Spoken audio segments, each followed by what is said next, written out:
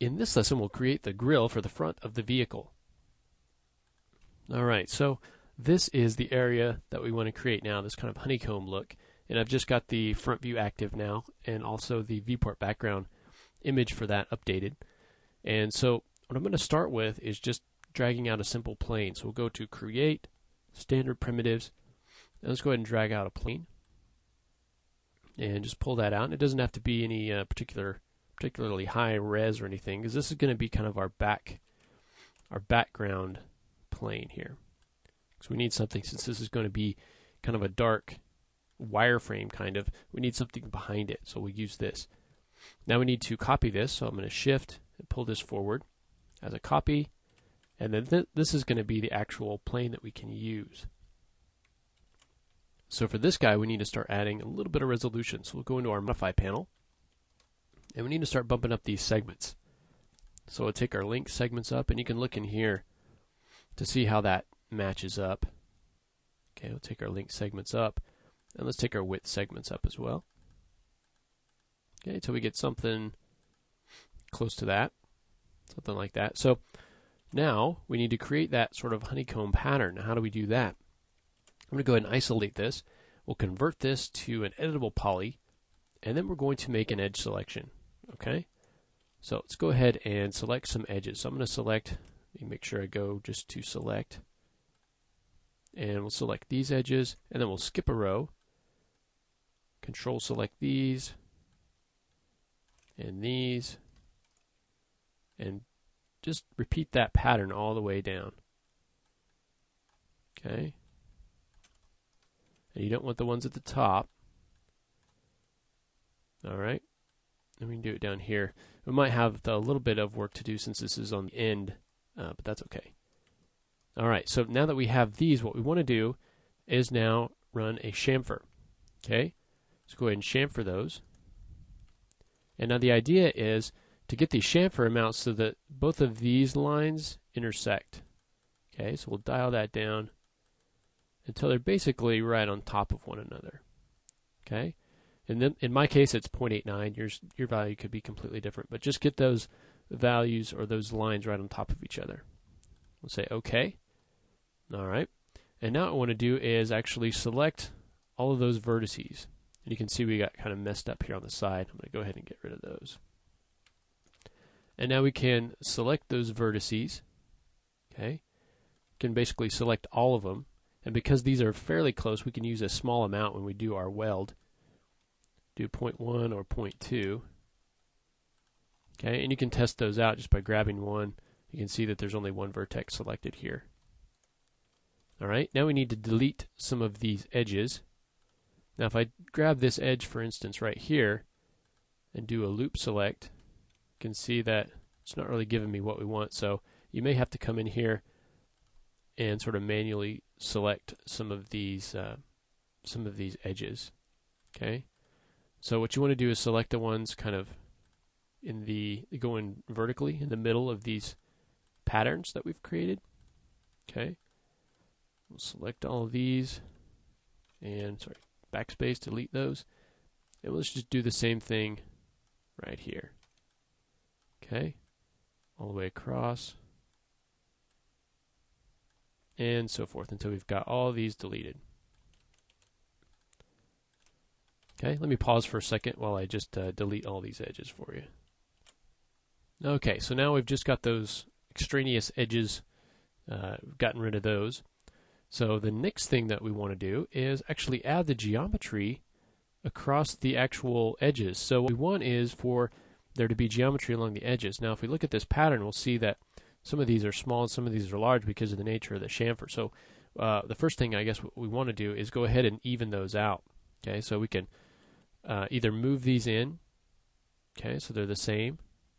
So grab all these, just move them in, and you just want to make those all even before we actually add any geometry along the edges. Just create kind of an even pattern there. Okay, and pull that in.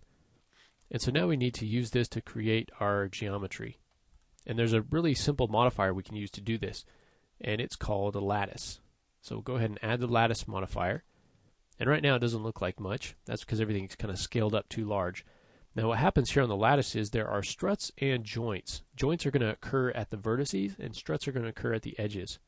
So right now we're displaying both. We can display only the joints, which doesn't look like much because they're fairly large. We can display only the struts or both. Let me go ahead and scale these down so you can see what this looks like. Scale this down to 1. Scale our struts down to something smaller. And now you can start to see where we've got joints and we've got struts. Let me scale this down even more. Okay, so you can see where those are joints, and you can change the shape of those joints, give them more resolution. I'm not going to have any joints on this, okay? So I'm going to say struts only from edges, okay? And now we've got geometry all along our edges, and we can change the radius of that. So we can make it very large, we can make it very small. We can change the number of sides. If we want this to be smoother, we can change that. We can change the number of segments. So we're going to be bending this, so what I want to do is add at least a few segments in here so we get a nice soft bend. And it's up to you whether you want this to be kind of soft. I'm going to go ahead and raise the radius of this a little bit. So we get something like that, and we'll maybe dial those sides down to 6 or so. Okay, so you can see how very quickly we're able to get this kind of a look right here. Okay. If you want to leave that lattice on, if you want to be able to change that, that's totally fine. You can do that. But I'm going to go ahead and merge this with the geometry behind it. So what I want to do is actually convert this or collapse it down to an editable poly. Convert that to editable poly. We'll exit isolation mode there. All right. And now because we scale this down, oops, let me go back to perspective. Because we scaled it down, remember we had to move those in, it's now a little bit too short. So I can scale this whole thing up so it will fit a little bit better. Okay. And now I want to bend not only this front piece but also the back as well. So we need a little bit more resolution in here, so I'm going to up these segments. Give it a few more segments here. Nothing too major. Okay. And now I'm going to take this guy, and we'll go to edit geometry, and I'm just going to attach the guy in the back. So it's one piece. So now, even though we can see through this, we can have a nice black back there, and it won't mess anything up. So now, what we want to do is actually add a little bit of a bend to this. Okay, so let's go ahead and add a bend modifier. Okay, you can also just do a lattice if you wanted to. So you can see how that's bending there. A lattice might actually work a little bit better. There's the y-axis, so if we bend that, you can see it's going on that axis. Go ahead and undo that. There's the x-axis. So you can see that that is giving us kind of a little bit more what we want. If we look at this from the top, you can see there. So we'll just kind of bend this slightly, and then we can move that forward. Okay, and we can go to our side view just to see, where that's supposed to be. We can rotate this down a little bit. Okay, maybe move it down slightly, and then we got kind of a nice grill that we're able to utilize. Now, when we go and put our lights in, we may need to come in and cut some of these pieces out, but we can do that once we get to that point. All right, so that's a quick way of creating this, what looks like a fairly complex geometry, very quickly, just using a plane and some polygon techniques and a couple of modifiers. So really kind of a simple way to do that. All right, in the next lesson, let's go ahead and create the headlamps and start to place those. So we've got those existing in a couple of different areas. So let's go ahead and create those so that we can start to place those around. So we'll go ahead and do that next.